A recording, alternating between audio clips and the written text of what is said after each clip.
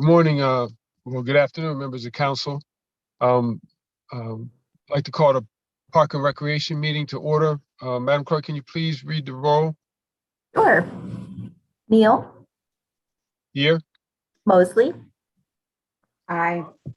Malik, Aye. Lombardo, Aye. Connor. Aye. All committee members are present. Thank you. Like to, please receive a motion to approve our last meeting minutes from last week. Motion to approve. Second. Moved and second. Any discussion? All in favor? For that, you have to turn on. Aye. Okay, thank you. Any opposed?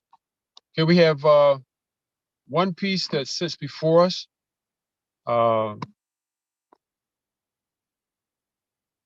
And that is from last week.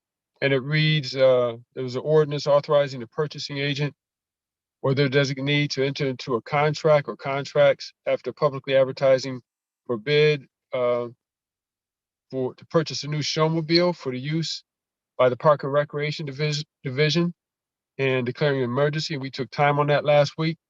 I know we took time because we wanted to have some questions answered, one being in regards to the cost to repair the present showmobile.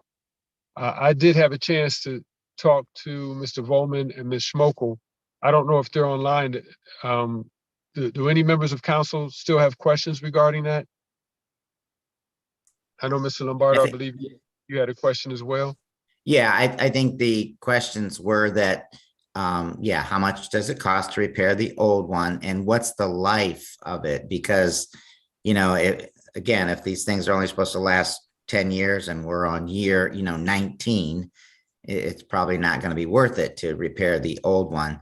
Because I think the idea was maybe we could have two, but, I'm not sure if we're going to get a new one and that's what makes the most sense, then, that's what we're here to discuss.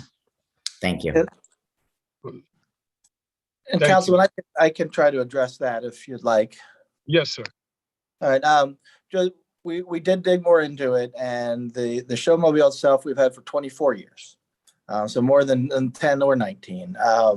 Our motor equipment people have looked at it and don't think it's worth doing repairing at all. Apparently the body of it is rusted through, and don't think it's salvageable.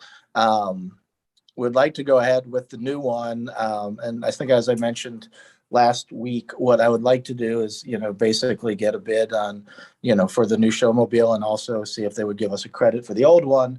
If either that's a no, or that is it's not very much of one, we can certainly look more into is it at all possible to use this before deciding whether or not to scrap it. But we do need to have a new one, and we can look at doing whatever makes the most sense with the old one, but it doesn't. Our motor equipment people don't think it's repairable.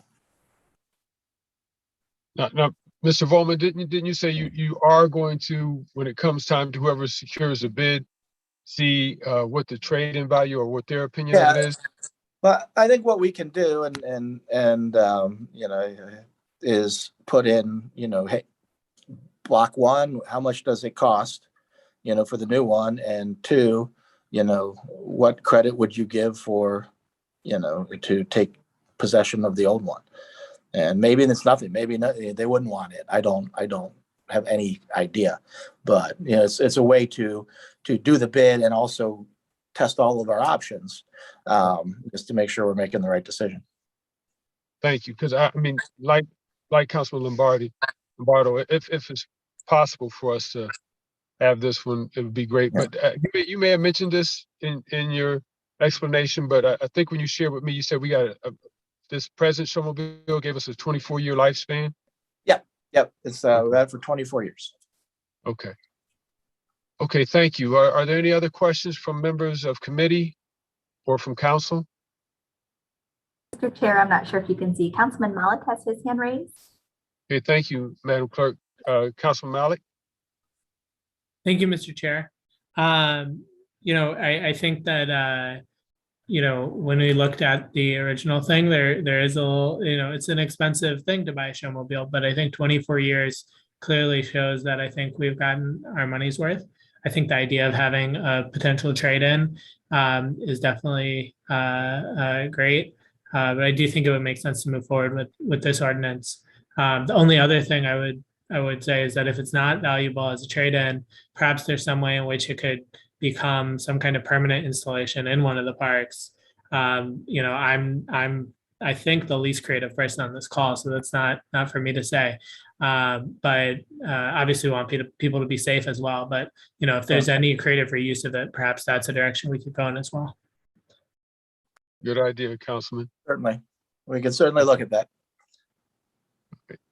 Any other questions? If not, if I could get Mr. Chair. Mr. Chair. yes, Councilwoman Amobian? Yeah, I was just curious. I don't know how this would factor into the decision, but sometimes you can sell these things for parts and get some type of, amount of money for the parts. So that's something to consider as well. Yes, ma'am. I'm sure in my discussion with Mr. Volman, they're going to look at all those options, but that's a good idea as well. Are there any other questions? If not, if I could get a motion for approval with suspension of the rules, please. So moved. Second. Second. Been moved to second. Any further discussion? All in favor? Aye. Aye. Any opposed? The motion passes. Thank you. You're welcome, sir. Thank you. Are there any other issues or matters that come before Park and Rec? If not, if I could get a motion to adjourn, please. Motion to adjourn. Second. Motion second, all in favor? Aye. Aye. Thank you. With that, Park and Rec is adjourned. Our next committee of the day will be the Public Safety Committee. That will begin at 2:15. Those committee members are Kamer, Mosley, Lombardo, Malik, and McKittrick. Again, that's